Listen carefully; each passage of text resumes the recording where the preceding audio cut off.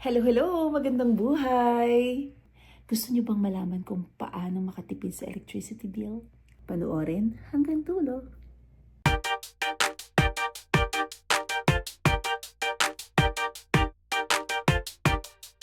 Kami nga pong pala ulit ang Canadag Adventures at ang main goal ng vlog namin ay ang matulungan ang mga newcomers na tulad namin. So, bibigyan namin kayo ng mga newcomer tips and guides para mas makatipid dito sa Canada. Bilang newcomer, syempre, tipid-tipid muna tayo. So, bibigyan namin kayo ng mga tips kung saan kayo pinaka makakatipid. At ito ngang vlog na ito ay tungkol sa OESP. Hindi ko alam kung narinig nyo na ang tungkol dyan. Ito ay ang Ontario Electricity Support Program. Wait a minute.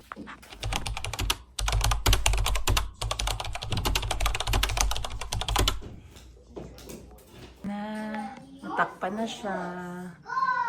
So kahit papano medyo warm na yung aming apartment kasi sobrang lamig talaga ng mga nakaraang araw. Ayan. Pag may mga gumagawa dito sa bahay, nabibigay ako ng mga konting snacks para naman makabawas ng konti sa kanilang pagod. Kasi syempre, nag-effort sila. Kahit pa sabihin na part naman yan ng trabaho, syempre, nag-effort pa rin sila, di ba? Okay. Nung inabot ko to sa kanya, sobrang nakakatuwa to make them feel that they are appreciated, di ba? And so the next day, may dumating ulit na isa pang maintenance. Yun yung mga gamit niya. At saselyuhan na ang mga butas. So, saselyuhan. Tapos, pipinturahan nila. So, yeah. Let's see the final product later.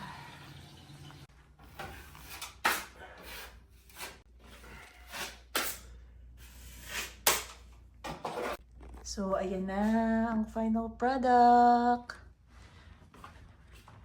Ayan.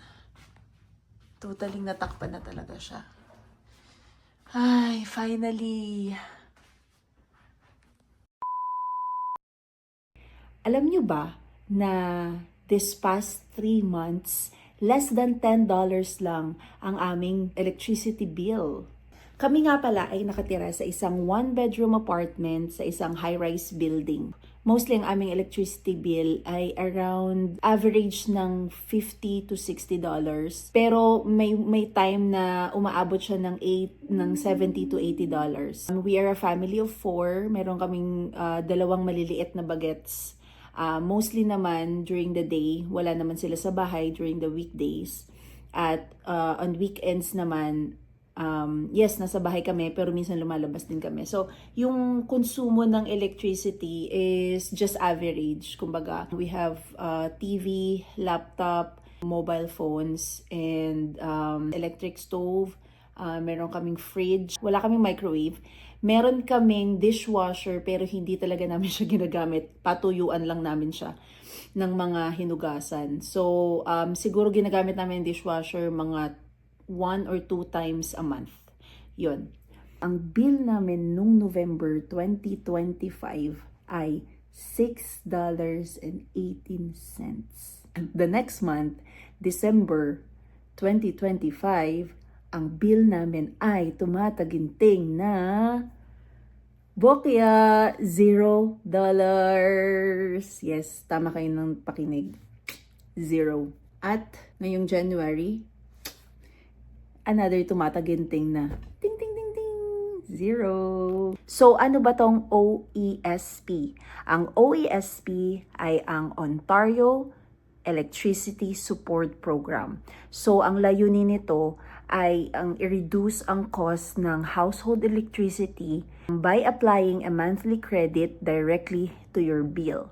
Pero magdedepende ito sa kung ilan ang tao sa bahay ninyo, sa household, at yung combined annual household after ng tax income. So, sa case namin, naging eligible kami nung last taxation ng 2025, since galing kami ng Abu Dhabi at ang tinrabaho lang namin sa Abu Dhabi noong 2024 ay from January to September, and from the time na dumating kami dito hanggang December ng 2024 ay wala kaming work pareho. So ang declared lang namin na household income namin ay yung income namin from Abu Dhabi pa. I think yun yung dahilan kung bakit eligible pa kami dito. We will see sa next taxation kung magiging eligible pa kami dito.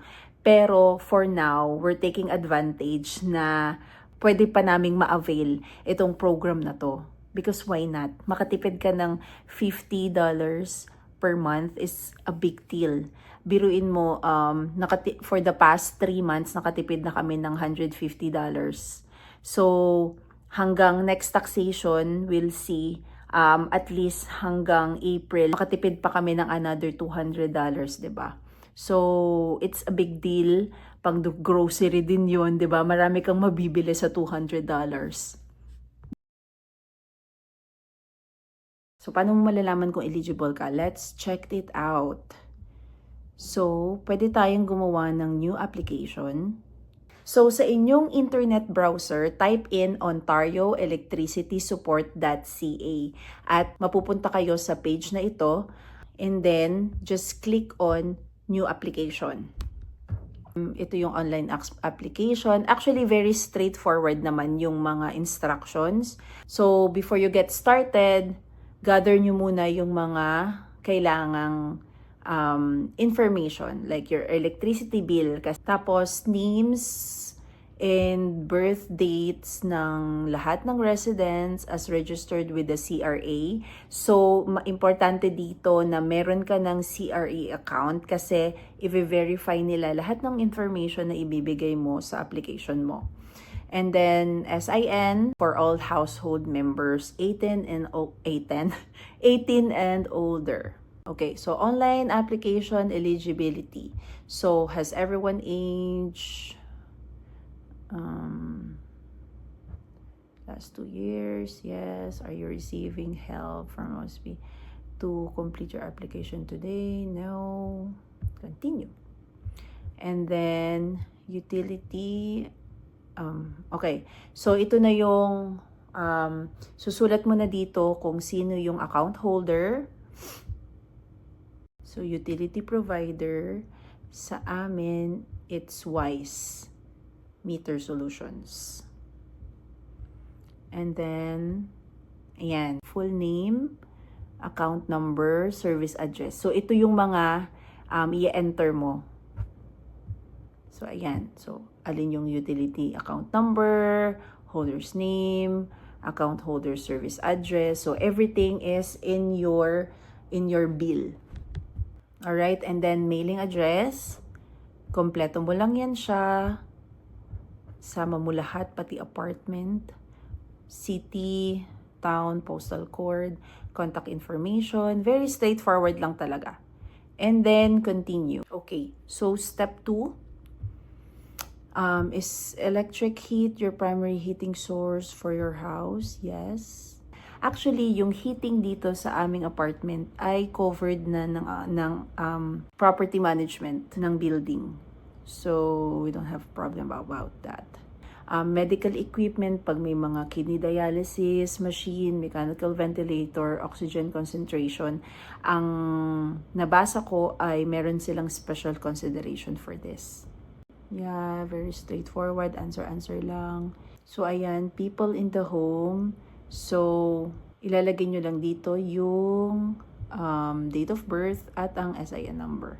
Okay, so hindi ako makaproceed sa step 4 kasi kailangan kong maglagay ng mga information. Meron na ako kasi sa system, baka madoble pa yung application namin. So, sa step 4, ang alam ko is doon mo na i-upload lahat ng mga needed na documents like yung I think there is like yung proof of identity yata, PR card or passport.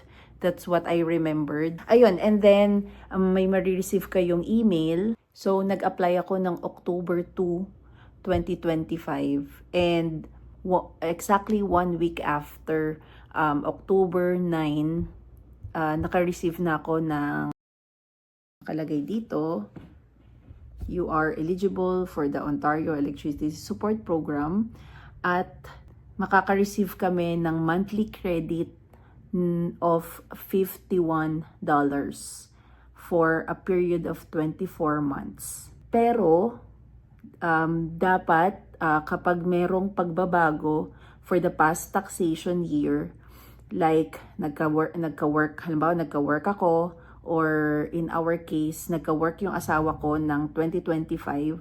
So, this taxation, mag-a-appear na yon na meron siyang trabaho, and well, ako wala pa rin naman. So, itatry ulit namin na mag-apply if we are still eligible. Hopefully, we are still eligible. Pero kung walang pagbabago sa household income situation nyo, valid yung eligibility nyo for a period of 24 months. So, 2 years din yun, di ba? Na makakatipid ka ng, sabihin na natin, the same amount of this, $51. So, in 1 year, you will save like $600, di ba? Di ba? Why not? Di ba? Sobrang laki na nun. And so what happens is after you get this eligibility approval email, so i-inform na nila yung electricity utility ninyo na na-approve na kayo for this program. And then, most probably, they will process the credit as soon as possible, but generally within 2 bills. Actually, yung sa amin parang isang buwan lang. Isang bill lang. And then, after nun, lumabas na yung credit. So, kaya for the past 3 months nga, as I have said, $6, 0 and 0 yung mga naging bill namin. So, malaking bagay para sa mga nagsisimula, sa mga newcomers like us, na yung mga ganitong klaseng benefits, 'di ba? So, sagutin naman natin yung mga frequently asked questions for more information. So, madali nyo naman din makikita itong mga frequently asked questions sa website, pero mag-aano lang ako ng ibang mga information. How much will the monthly on-bill credit amount be? So, i-flash ko dito sa screen kung yung graph. So, according to this graph, sa paglaki ng household size o yung number ng tao na naninirahan sa isang household, sa paglaki din ng credit amount. So, ayan, sana nakatulong sa inyo itong vlog na ito, lalong-lalo na sa mga newcomers, o baka isa rin kayo sa mga low-income workers, makakatulong din ito, syempre, kasi ibabase naman yan sa inyong total annual household income, 'di ba? So, try nyo na. Why not? Wala namang mawawala kung itatry nyo. Kung hindi man kayo ma-approve, at least nag-try kayo, 'di ba? Because you'll never know. Abangan pa yung mga iba pa naming mga newcomer tips and guides. Salamat sa mga dati nang nag-subscribe sa amin, at syempre sa mga bago naming subscribers, maraming salamat po. At sa mga ibang vloggers na lagi tayong shoutout sa kanilang mga vlogs, hello sa inyo mga bro and sis.